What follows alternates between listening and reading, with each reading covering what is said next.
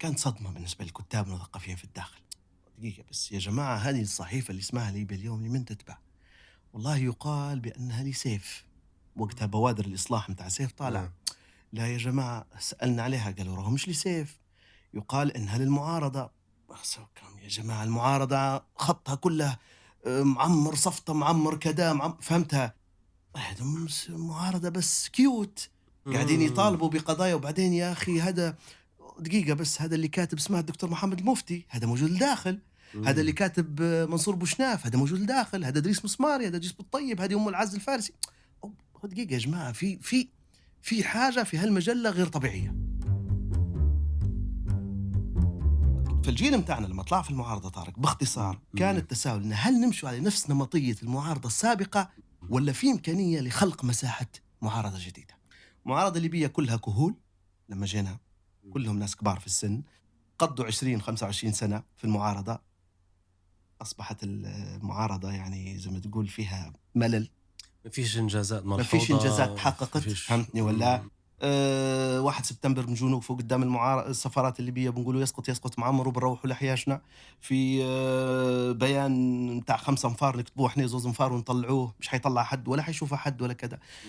أشكال الإعلام المعارض كانت ما فيش إلا شكل واحد، اللي هو مواقع تسب وتلعن في النظام ورأس النظام، وبصراحة ما في حد يتبع فيها من ليبيا، في حد يقرأ إمم. فيها. إمم. يتبعوا فيها الأشخاص اللي هم مساكين زي حالاتنا لما كنا في ليبيا، عرفت؟ إمم. تخش على موقع إمم. تبي تخش ليه. فكان هل طبعا كانت فيها انتقاد، فيها معلومات، فيها استقصاء هو كذا هذا هو والّا هذا هي فارغ؟ القصة. العيب إنها تفتقد للإعلام إمم. بالمعنى الحرفي هذا أو مشكلة الاحترافي. ليبيا اليوم. أيوة، بدايات التأسيس الإعلامي متاعي من 2000 لما بديت نخدم مع يعني أو نكتب في تحقيقات طارق لي إمم. لصحافة إلى حد ما، يعني حقيقة صحافة محترمة، الشرق الأوسط، القدس العربي، صحيفة الحياة. إمم. فلما جيت شفت أو تشوف أنت في الإعلام اللي موجود عندنا، الحقيقة إحنا ما عندناش إعلام اللي موجود كإعلام معارض فبديت تساؤل أنا وبعض الأصدقاء إن علاش إحنا كليبيين ما عندناش صحيفة عربية، إمم. صحيفة ليبية معارضة لكن مهنية. قصدك من 2002 الفكرة هذه ما خطرت على بال لا، حد؟ مش موجودة أبدا، أبدا مش موجودة. فهمني لا، ليش؟ يعني نسمي لك المواقع اللي كانت موجودة: موقع ليبيا وطننا إيه؟ الدكتور إبراهيم غنيوة، إمم. وكان موقع أخونا عاشور الشامس اللي هو أخبار ليبيا. فهمتني ولا؟ أتذكرها. هادم أهم موقعين موجودات كانوا الليبيين يمشوا لهم. في المقابل عندك طبعا الصحافة متاع الجماهيرية متاع معمر، هذيك نمطية بروحها، يعني الزحف إمم. الأخضر من الزحف الأخضر والشمس وكذا وغيرها. وعندك 2 مواقع معارضة.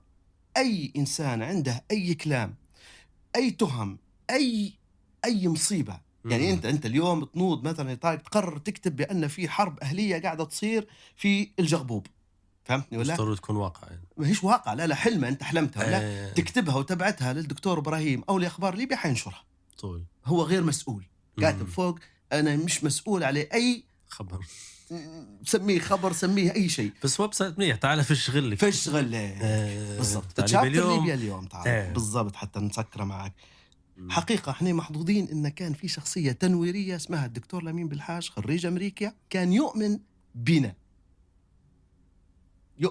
يؤمن بأن في شباب في إمم. داخل الحركة عندهم فكر لإدارة الإعلام مش بالطريقة النمطية متاع حركة الإسلام، حركة إمم. الإخوان المسلمين. آه. وبالتالي خلينا نعطوهم شنو؟ القيادة في ايديهم في المكتب الإعلامي. كنا إمم. احنا موجودين في المكتب الإعلامي متاع الحركة، فهمتني؟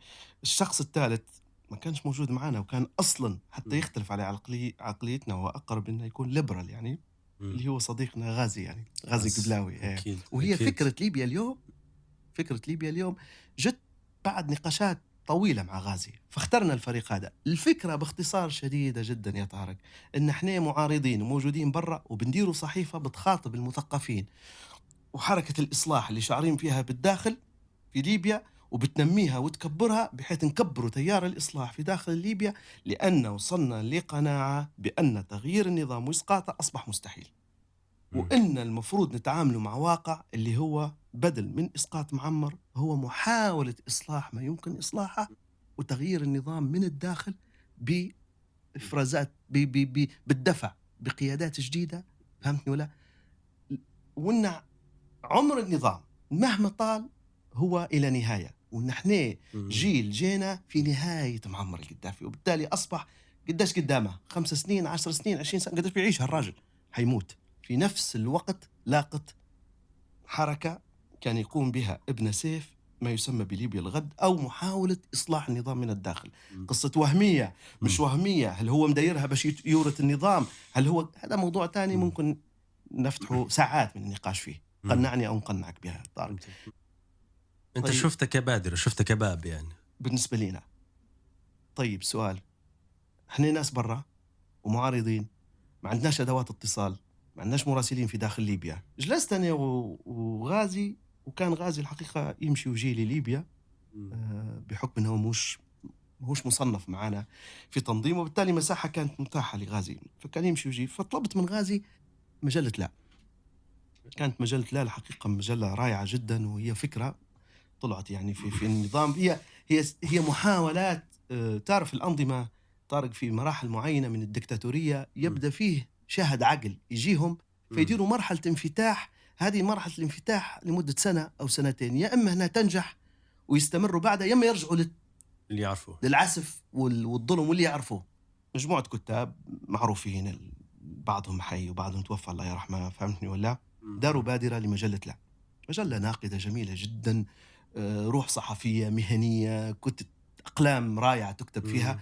جابهم وتحاوروا معاهم في إننا زي ما تقول نرغب في إن تكون في مجلة أو جريدة، أو معناها تكون نقد وتنتقد وتتكلم على المظاهر السلبية والظواهر الهدامة في المجتمع أو whatever غيرها يعني، فهمتني ولا؟ وتتكلم بحرية وشفافية. تعطينا الحرية يا قائد نتكلموا، ما فيهاش حبس، متأكد نعطيكم الحرية.